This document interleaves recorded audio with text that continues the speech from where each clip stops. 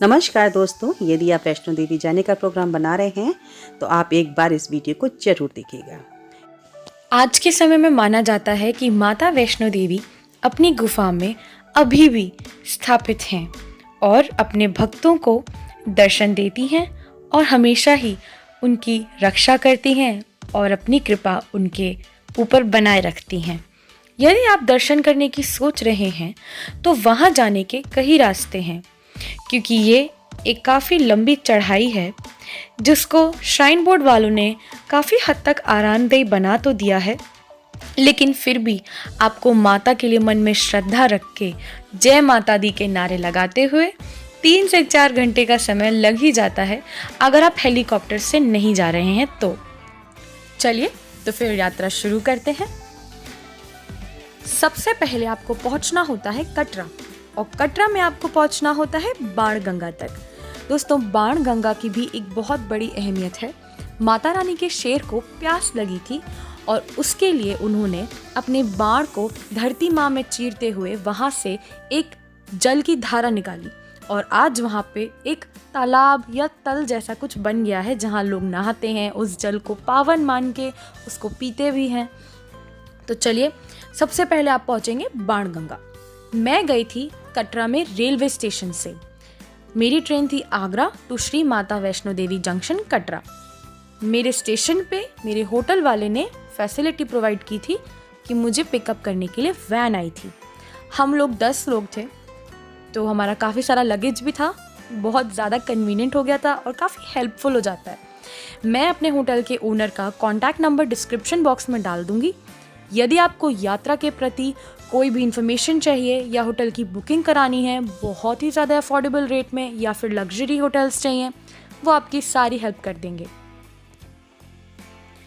तो उनकी फैसिलिटी के अंदर ये चीज़ भी आती है कि वो आपको होटल से जब भी आप नेक्स्ट डे या सेम डे बाणगंगा तक पहुंचना चाहें तो उनकी गाड़ी आपको लेके जाती है, वरना 200 रुपीज़ किराया लगता ही है स्टेशन टू बाणगंगा का। तो ये हमारा आगरा कैंट स्टेशन है जहाँ ट्रेन आने में देरी हो गई थी, तो हम लोग बस टाइम पास करने की कोशिश कर रहे थे और मार रहे थे बहुत सारी मस्ती। हमने ट्रेन के अंदर भी 15 घंटे की जर्नी को मज़े लेते हुए गुजारा और काफ़ी एंजॉय किया, क्योंकि दोस्तों समय तो निकल जाता है, सफ़र भी ख़त्म हो जाता है, लेकिन जो साथ रह जाती है वो है यादें, मेमोरीज़। तो बस हम उन्हीं को संजोने में लगे हुए थे और हमने ट्रेन में काफ़ी मेमोरीज संजो ली और आज उन वीडियोस को देख देख के हमें भी बहुत अच्छा लगता है। तो आप भी जब भी जाएं तो खूब एंजॉय करते हुए जाएं। तो अब हम आ गए थे कटरा स्टेशन पे।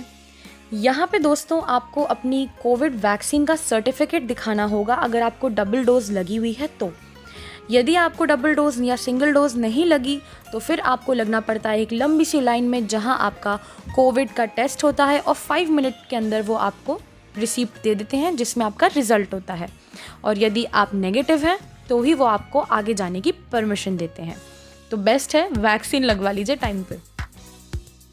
पूरे कटरा शहर में सबसे खूबसूरत बात इस जगह की यही लगती है मुझे कि जहाँ से भी देखो माता का भवन दिखता है बस चमकता हुआ।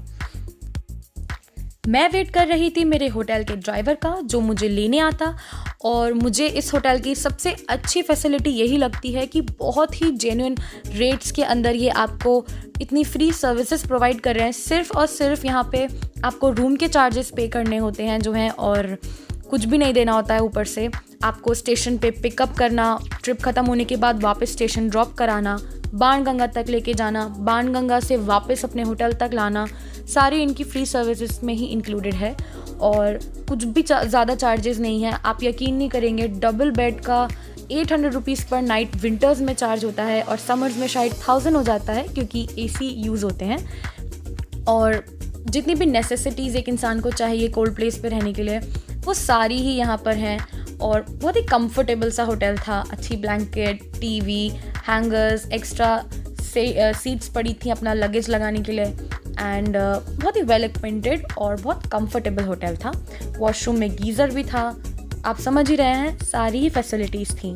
आप एक बार अगर यहाँ पे माता के दर्शन आने की सोच रहे हैं तो मैं तो बोलूँगी आप ज़रूर ही इनके ओनर से एक बार कॉल पे बात करिएगा और बस कह दीजिएगा कि हमें करने हैं माता के दर्शन, आप कर दीजिए हमारे लिए तैयारियाँ और हम तो आ रहे हैं बस।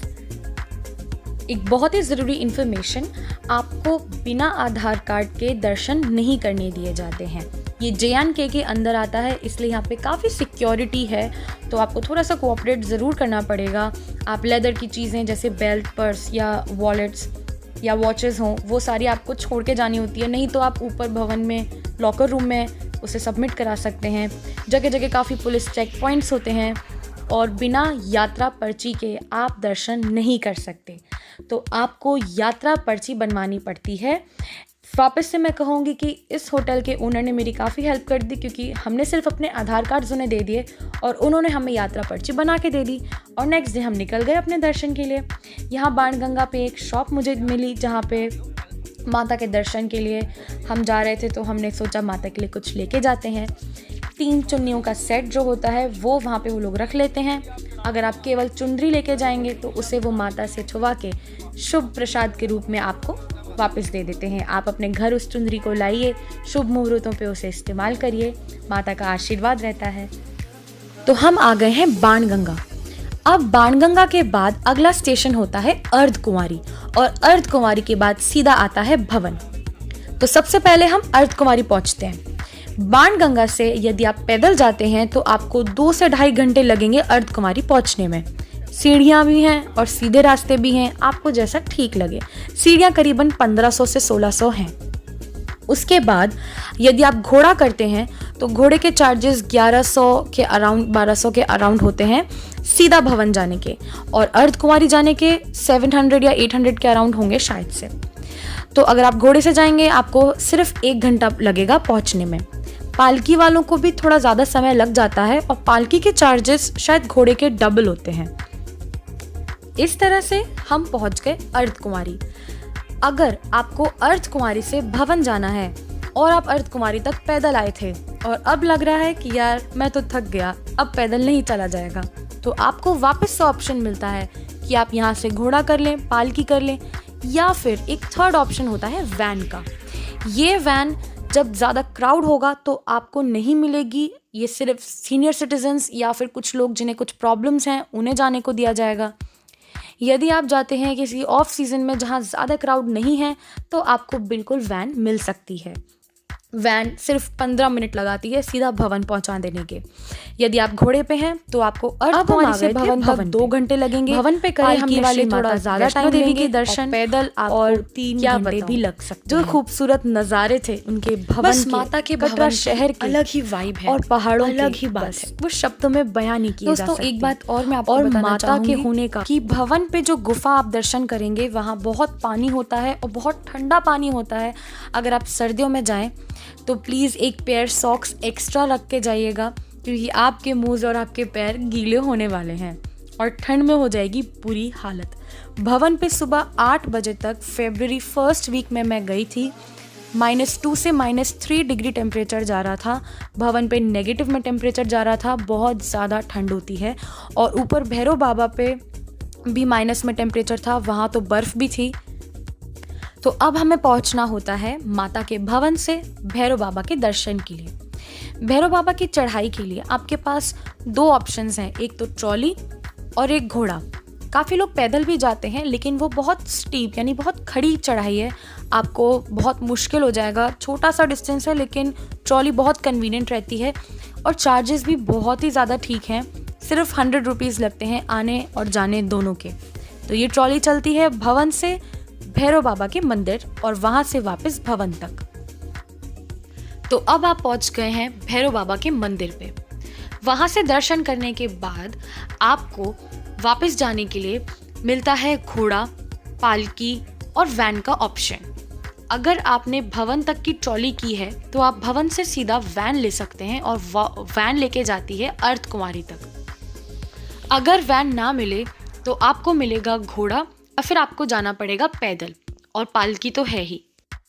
वापस जाने में भी अर्धकुंवारी स्टेशन बीच में पड़ता है। अर्धकुंवारी स्टेशन पे आप अपने घोड़े को छोड़ के आगे का 1 घंटे का रास्ता है उसे पैदल कवर करें, या फिर आप पालकी लेना चाहें, या आप जिस माध्यम से आ रहे थे उसको चेंज करना चाहें तो वो ऑप्शन आपके पास रहता है।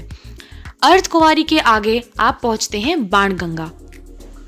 तो अर्धकुंवारी के बाद अगला स्टेशन सीधा बाणगंगा आएगा, जहां से आपने चढ़ाई शुरू की थी और आपके दर्शन हो चुके हैं समाप्त, और आपकी यात्रा भी समाप्त हो गई और आप आ चुके हैं नीचे।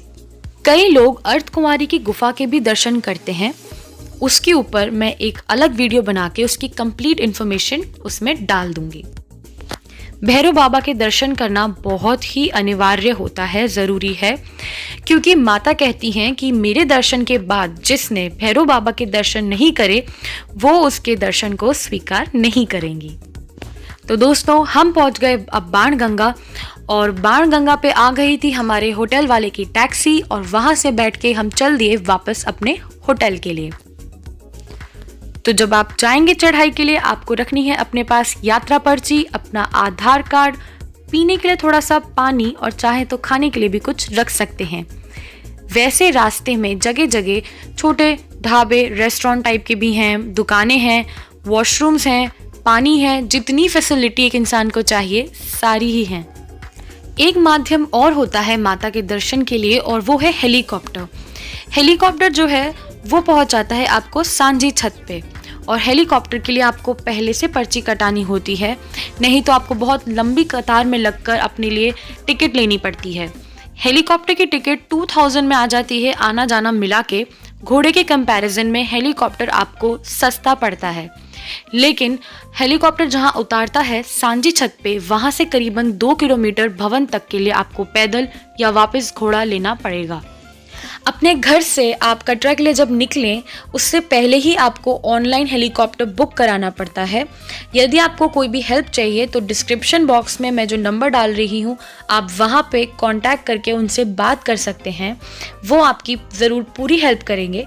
और अगर आपको कटरा पहुँच के लगता है कि नहीं मुझे हेलीकॉप्टर से ही जाना है और मैंने तो ऑनलाइन भी बुकिंग नहीं कराई थी, तो आपको सुबह 5 बजे उठ के हेलीकॉप्टर बुकिंग के लिए टिकट काउंटर पे जाके लाइन में लगना पड़ता है। अब मैं आपको बताती हूँ कि किस तरह से हम 10 लोगों ने अपने दर्शन किए थे। हमने कटाई थी घोड़े की सीधा पर्ची बाणगंगा से भवन तक के लिए। 3 घंटे हमें जाने में लगे और 3 ही घंटे वापस नीचे आने में। दोस्तों हम पहुंच गए थे घोड़े से भवन तक, और भवन से भैरव बाबा के लिए हमने लिया ट्रॉली, और भैरव बाबा से सीधा घोड़ा किया नीचे बाणगंगा तक। यदि आप माता के भवन से घोड़ा लेना चाहते हैं तो आपको करीबन घोड़े के स्टैंड तक पहुंचने के लिए भैरव बाबा के रास्ते में ही जाना पड़ता है, जो काफी थकान से भरा है। कुछ भी पूछना है यदि तो आप भवन से घोड़ा करने की सोच रहे हैं, उनका नाम तो आप लोच है। सीधा भैरव बाबा पे अभी तक यदि आप वैष्णो देवी के दर्शन नहीं करे से घोड़ा करके, तो मैं यही कहूंगी कि अभी तक दर्शन नहीं किए माँ, यदि आपको लगता है कि कोई इन्फॉर्मेशन कम रह गई है या आपको कोई डाउट हो लीजिए, आप मुझसे कमेंट मुझे बताइएगा, जरूर से पूछिएगा, मैं आपको बताने में अनुभव खुश महसूस करूंगी। दोस्तों जीवन में माता के दर्शन एक बार नंबर दे रही हूं, अवश्य करने चाहिए। वहाँ की बात ही अलग है, वहाँ का एहसास ही अलग है। इसके आगे दोस्तों हम गए थे अपनी पूरी फैमिली के साथ 1 हफ्ते के ट्रिप पे। सीधा माता के दर्शन करने के बाद हम निकल गए थे हिमाचल डलहौजी घूमने। उसके बाद हम वापस आए J&K में लगने वाली जगह पटनी टॉप। वहाँ पे भी हमने काफ़ी स्नो एक्टिविटीज़ करी, पैराग्लाइडिंग करी हमने, हिमाचल चमेरा लेक में बोटिंग करी स्पीड मोटर बोट पे। तो मेरा आगे आने वाला ट्रैवल व्लॉग मिस ना करने के लिए मेरे चैनल को सब्सक्राइब करना ना भूलिएगा, और मैं आपको पूरी डिटेल साथ में देती जाऊंगी कि यदि आप उन जगहों पे घूमने जाएं तो क्या चीज़ें हैं जो आपको वहाँ मिस नहीं करनी चाहिए और ज़रूर से घूमनी चाहिए। तो दोस्तों लाइक ज़रूर करिएगा और सब्सक्राइब करना ना भूलिएगा मेरा आगे आने वाला व्लॉग देखने के लिए। Thank you.